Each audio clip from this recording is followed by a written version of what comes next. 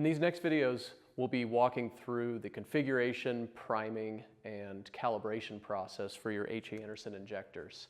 It's really important that you pressure test all of your water manifolds before going into this. Make sure to run water through the system. Tighten up any of the unions in the system, because that's the most likely place for leaks to occur.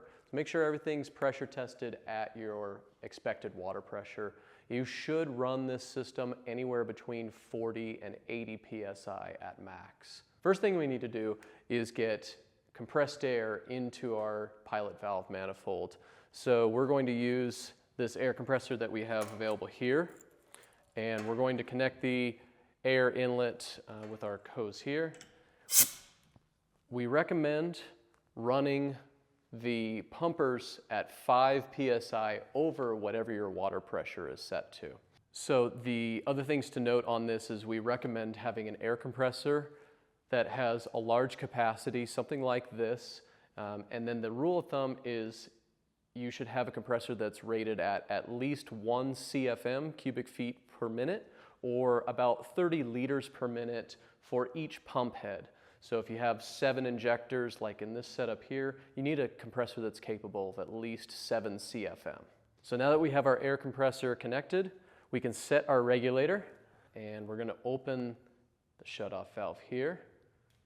Listen for any air leaks in here. We don't have any here, but the most likely place that air will leak are from these gaskets here, or potentially from the muffler port down at the bottom. So now we can set our air pressure on the regulator here. To do that, simply pull out, and you'll feel and hear this click, and now you'll be able to adjust the pressure either up or down based on where you need it to be. When you first open this up, you will need to give it a few turns in the clockwise direction to open up the regulator and let air flow through the system. But you should be able to reduce the air pressure if you need to. So we're going to set our pressure at 50 psi because we're running our water pressure at 45 psi. Simply push this knob back in to lock it in place, and now it's not possible to change the pressure anymore.